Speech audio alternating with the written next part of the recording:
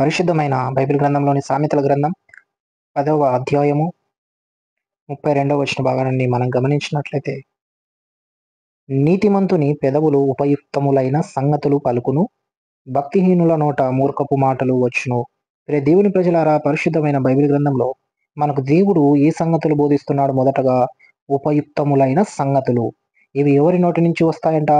దేవుడికి ఎవరైతే నీతిమంతులుగా అనిపిస్తారో వారి పెదవుల యందు ఉపయుక్తములైన సంగతులు ఆయన ఉంచుతానని మనవి చేస్తున్నాడు. నీవు నీతిమంతునివా? నువ్వు దేవునికి నీతిమంతునిగా కనిపిస్తున్నావో లేదో నువ్వే బైబిల్ ప్రకారంగా నిన్ను నువ్వు పరీక్షణ చేసుకో ప్రియనేస్తమా. ఇంకా దేవుడు ఏ సంగతులు మనతో ఉంచుతారో చూద్దాం. ఇక్కడ ఉపయుక్తములైన సంగతులు పలుకును ఆయన మన నోట ఉంచుతానని తన బైబిల్ గ్రంథంలో సెలవిచ్చాడు. యెషయా రాసిన గ్రంథం 45వ అధ్యాయము మనం ఇక్కడ 19వ వచన భాగాన్ని గమనించినట్లయితే, దేవుడు ఇక్కడ సంగతులు చూడండి. నేను న్యాయమైన సంగతులు చెప్పువాడను, యథార్థమైన సంగతులు తెలియజేయవాడను అగు యెహోవాను నేనే. దేవుని ప్రజలారా, ఇక్కడ దేవుడు మనకు న్యాయమైన సంగతుల గురించి చెప్తా అంటున్నాడు, యథార్థమైన సంగతులు తెలియజేసే యెహోవాను నేనే అంటున్నాడు.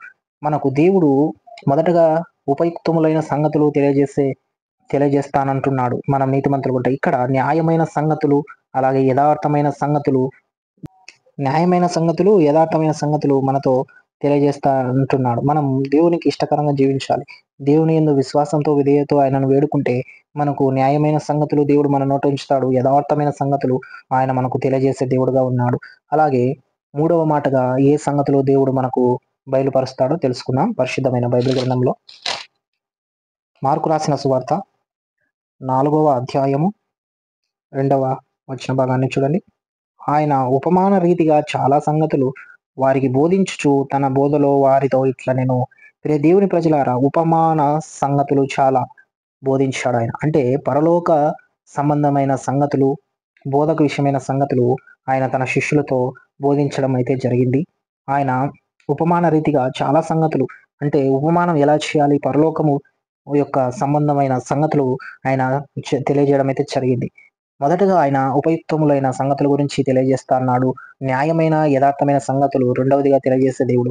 మూడవదిగా ఉపమాన రీతిగా చాలా సంగతులు మనకు తెలియజేసే దేవుడుగా ఆయన ఉన్నాడు. చివరిగా ఒక సంగతి గురించి మనం తెలుసుకుందాం. పరిశుద్ధమైన బైబిల్ గ్రంథంలో యోహాను రాసిన సువార్త 15వ అధ్యాయము 11వ వచన భాగాన్ని మనం గమనించినట్లయితే చూడండి. ఇక్కడ యోహాను రాసిన సువార్త 15వ అధ్యాయము 11వ వచన భాగం.